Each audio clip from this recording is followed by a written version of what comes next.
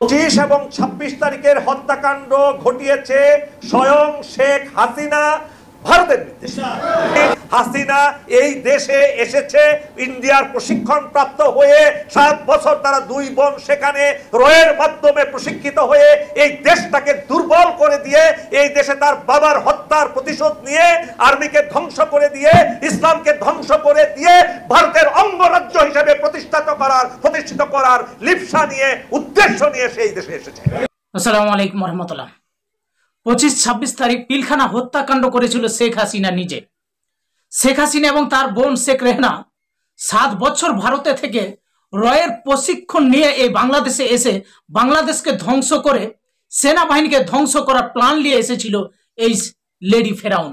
25-26 ফেব্রুয়ারি যে পিলখানা হত্যাকাণ্ড করা হয়েছিল, এই হত্যাকাণ্ডের সাথে সরাসরি জড়িত ছিল শেখ হাসিনা। শেখ হাসিনা নিজে হাতে এই হত্যাকাণ্ড করেছে।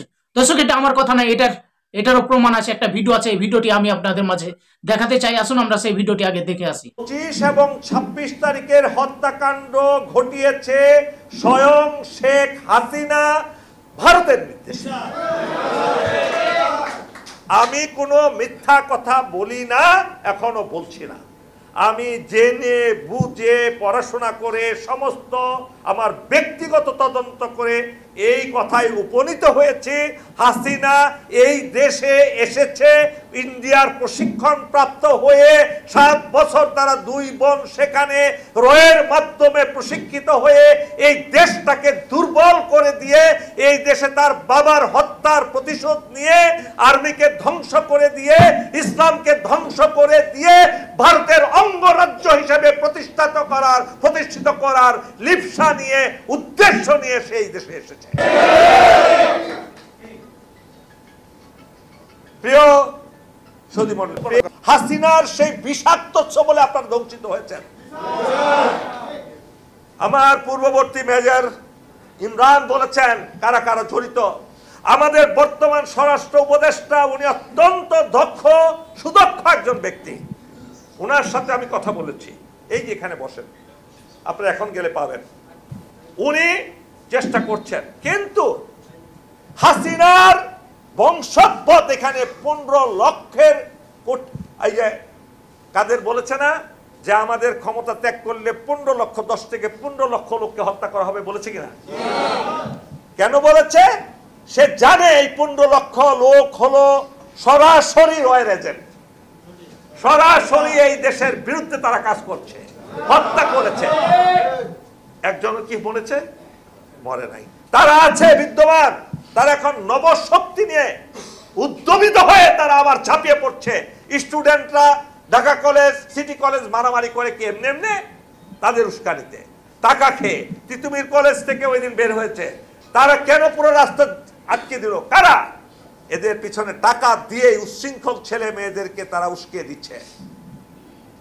ষড়যন্ত্র এখানে থেমে নেই। আপনারা জানেন, চট্টগ্রাম থেকে এই দেশকে আলাদা করার জন্য প্রকাশ্যে তারা তাদের মিডিয়াতে প্রচারণা চালাচ্ছে। এটা তাদের রাষ্ট্রীয় সিদ্ধান্ত। তারা এখানে শেষ নয়, আমাদের দেশকে দখল করার জন্য এমন কোনো কাজ নাই যা তারা করছে না। প্রিয় ভাই বোনেরা, মনে রাখবেন, আমাদের দেশের ঐক্যকে বিনষ্ট করার জন্য বর্তমান অন্তর্বর্তীকালীন সরকারকে কাজ না করতে দেওয়ার জন্য, সেনাবাহিনীকে বিতর্কিত করার জন্য একদল চাটা গোলাম তারা কঠিন যুদ্ধে নেমেছে এই বাংলাদেশে। আমাদের প্রিয় বাংলাদেশ সেনাবাহিনী, জেনারেল ওয়াকারুজ্জামান অত্যন্ত দেশপ্রেমিক এবং সাহসী ইমানদার একজন সেনানায়ক। তিনি যদি সেই দিন হাসিনার এই হাসিনার গোলাম হয়ে থাকতেন, পাঁচাটা গোলাম, তিনি সেটা কখনো হন নাই। উনি প্রমোশন হয়েছে, আল্লাহ দিয়েছেন তাকে প্রমোশন। অন্যান্যদের মতো, অনেকের মতো তিনি সেই দাসত্ব স্বীকার করেননি। আপনারা দেখাতে পারবেন কোন উদাহরণ ওয়াকারুজ্জামানের বিরুদ্ধে কোনো এলিগেশন কেউ তুলতে পেরেছে এখন পর্যন্ত? না না, তাকে ডিফেন্ড করার জন্য, সেনাবাহিনীকে দুর্বল করার জন্য কিছু কিছু লোক শুধু মিথ্যাচার করছে। হ্যাঁ, অপরাধ করছে শুধু কেন এই আর্মির কয়েকজন জেনারেল? আপনি এই সেক্রেটারিয়েটে দেখেন কয়েক হাজার সেক্রেটারি পাবেন যারা হাজার হাজার কোটি টাকার মালিক হয়েছে, এই দেশকে বিক্রি করে দেওয়ার সমস্ত পন্থা করেছে তারা।